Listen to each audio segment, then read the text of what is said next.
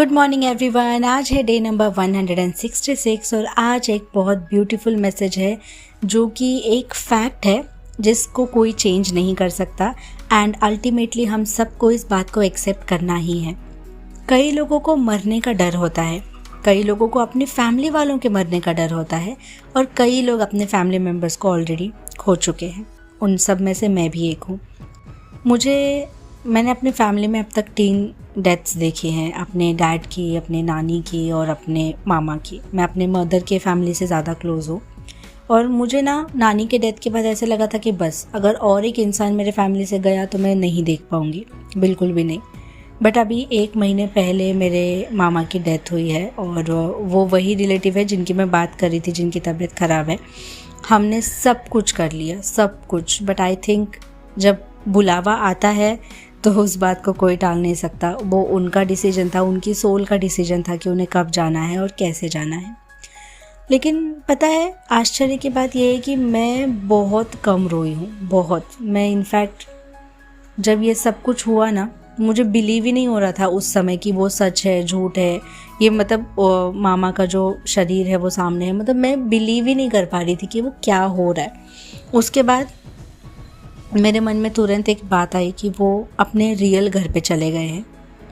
ये घर तो छोड़ दिया बट अपने रियल जगह पे चले गए हैं और मुझे सच में दुख कम हो गया मेरा। And I think it's a blessing कि मैं ऐसा फील कर पाई।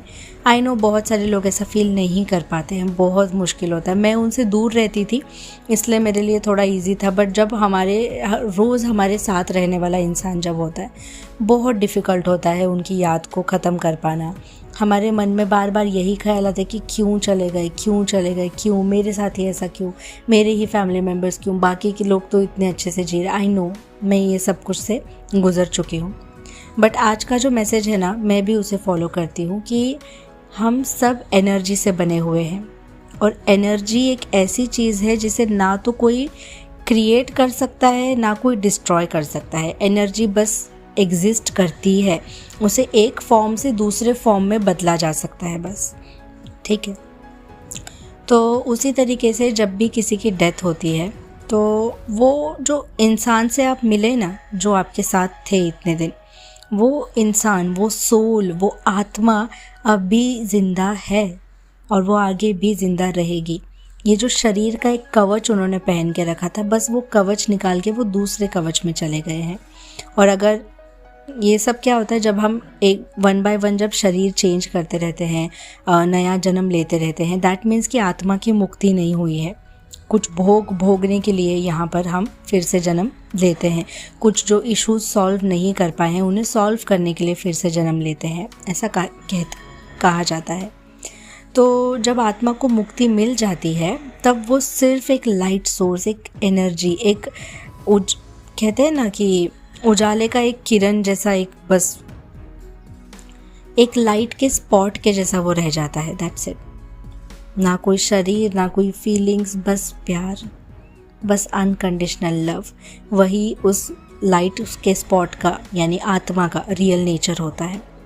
तो कहते हैं कि आप जो भी आपसे बिछड़ गए हैं वो लोग, उन्होंने बस वो वाला फिज़िकल शरीर आपके सामने जो था वो त्याग दिया, वो छोड़ दिया, बट वो पर्सन आज भी ज़िंदा है, वो आत्मा, वो सोल आज भी ज़िंदा है। और आपने प्यार तो उस सोल से ही किया था ना, चाहे वो आपके मदर हो, फादर हो, मामा हो, कोई भी हो, प्यार तो आपको उनकी सोल से था ना।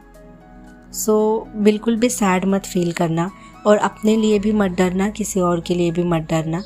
बस मन में हमेशा ये रखना कि जो होता है अच्छे के लिए होता है, जो होगा वो भी अच्छे के लिए होगा और जो हुआ वो भी अच्छे के लिए ही हुआ, ठीक है। आई नो हर क्वेश्चन का आंसर नहीं ढूंढ सकते हम, तो कोई तो बात कहकर, किसी तो बात से अपने आप को समझाना पड़ता है, क्योंकि अगर हम अपने आप को नहीं समझाएंगे, नहीं संभालेंगे तो हम पागल हो जाएंगे, ठीक है।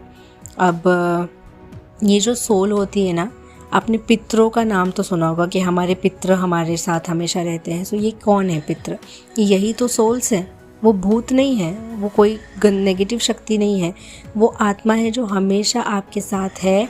आपके गार्डियन एंजल की तरह वो आपको देखती है, आपको सुनती है, आपको समझती है। तो जो भी आपके क्लोज्ड वंस आपसे दूर हो गए हैं, उनके लिए तो आपको अच्छा रहना ही है, अच्छे से लाइफ जीनी ही है।